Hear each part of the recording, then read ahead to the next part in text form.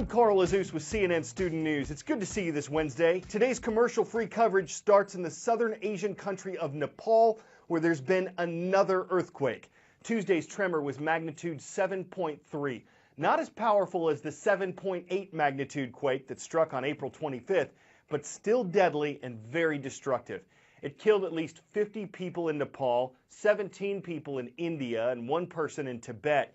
It caused more buildings to collapse, more landslides to tumble, and more people to run for their lives. This quake was centered west of Kathmandu and a little closer to the capital than the one 2 weeks ago. One man said it was like the whole earth was alive. It left more than 1,200 people injured and many others asking when Nepal can return to normal. The impoverished country still needs help. At CNNStudentNews.com, we have a link to CNN's Impact Your World site.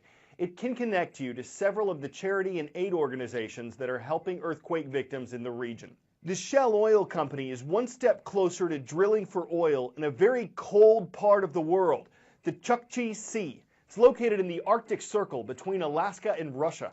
The U.S. government gave Shell the green light this week, saying that the Bureau of Ocean Energy Management had taken into account the environmental, social, and ecological resources in the region. Some environmental groups have opposed Shell's efforts for years. Greenpeace said it could lead to disaster in the Arctic. Shell still needs the approval of some other American organizations before it can start its oil search, and a British energy expert says if oil prices stay low, the company might not get much return on its investment. Yesterday, the Barack Obama Foundation announced that Chicago, Illinois would be home of the 44th President's Library, specifically the south side of Chicago. It's a $500 million project, roughly the cost of the library of his predecessor, President George W. Bush. A presidential library is kind of a library and kind of a museum and kind of an archive, but mainly it's a living memorial to the chief executives of our country. The first one came around in the late 1930s. Franklin Roosevelt had been steaming along as president. He looked around his office and he said, I got a lot of papers here. We've been dealing with the Great Depression. We need to do something with this record so people can see it later on. Eventually, Congress got on board and said, what we need to do is have a rule here. Basically, the rule is that the president who's going out raises the money to build his presidential library and museum, or whatever he wants to call it, and then the taxpayers take over and basically pay for running it. It's not a library in the sense that you wouldn't go and check out a copy of Black Beauty. The courts decided a long time ago, we gave him a nice house, we gave him a nice job, we gave him a nice office. That stuff belongs to us. We get to see it. So, with a few restrictions, most of the official business of the White House that a president does, the people he meets, conversations he has, everything that's recorded there, winds up in these archives.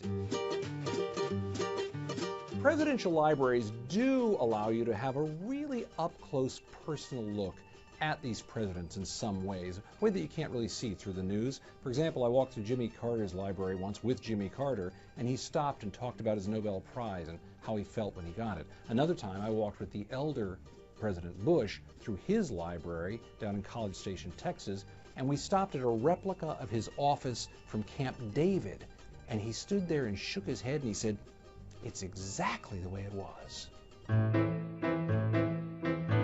Presidential libraries are tourist attractions in that every town that has one advertises it, but they're also serving a more serious purpose. Think about this. There are hundreds of millions of documents and papers buried in these libraries, and those are poured over on a weekly basis by historians and researchers who every now and then come out with new information that shed new light on how a decision was made or how a president thought. If you get a chance to go to the White House and talk to the president, be careful what you say, because one day it could wind up in a presidential library with everybody looking. Are we spending our lives on the internet? New survey just came out. It studied the time that Britons spent online. It found that people ages 16 to 24 spend an average of 27.5 hours online every week. That's more than a day out of every week. And it's triple the time that the same age group spent online 10 years ago. Internet use for adults in Britain also has gone up. It's doubled from 10 years ago.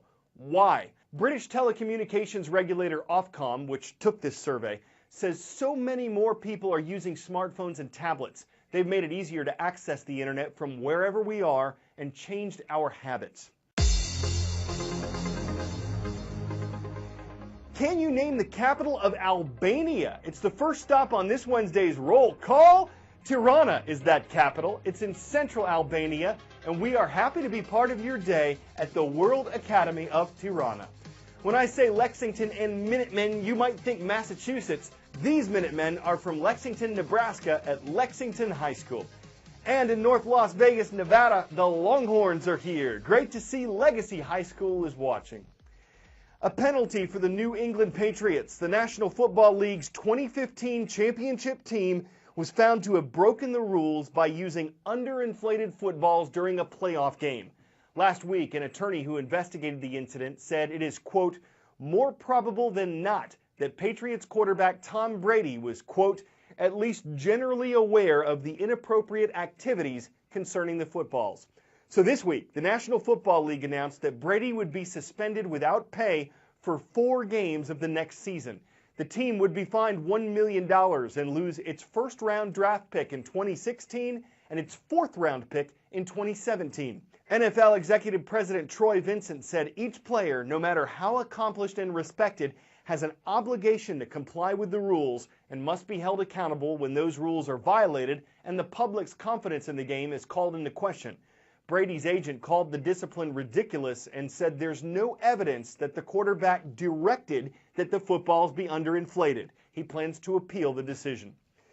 Wildfires are tough to fight. Their intensity and direction can change in seconds. Wind can factor in. Sometimes containing them can be a guessing game for firefighters. Drones could help. They can show what the fire's doing. They can give an internet signal where there might not otherwise be one. And they may be able to save homes and lives in cities and suburbs as well.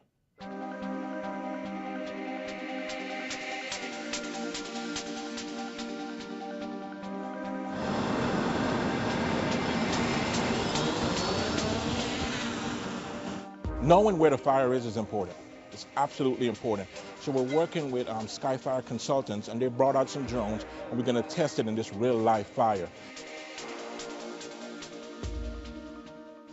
As an incident commander, we're always gathering information. It takes about 30 minutes to an hour to get a helicopter in the air. A drone, we can deploy it in 5 minutes.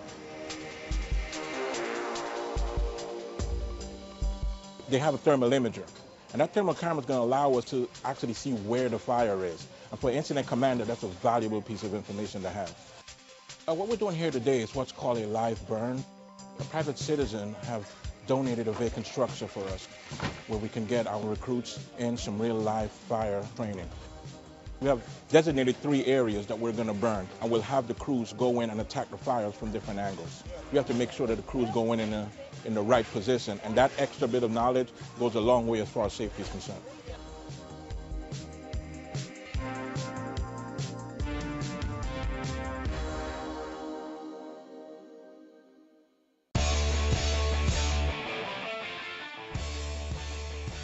Photography allows us to see things we otherwise never could from places we've never been. When the Apollo 11 mission reached the moon in 1969, it showed us Earth as we've never seen it before. The Hubble Space Telescope brought us images of Mars we'd never seen. And now NASA's Curiosity rover has captured a sunset from Mars. Not as picturesque as it is for folks in California maybe, but Mars is 48 million miles farther away from the sun than we are. Some would call that truly a-Marsing. Some would have curiosity about how NASA a-Marsed such images. You could say a roving reporter with lenser-like focus captured the view that's truly out of this world. I'm Carl Azus, and we'll be bringing it back on down to Earth tomorrow.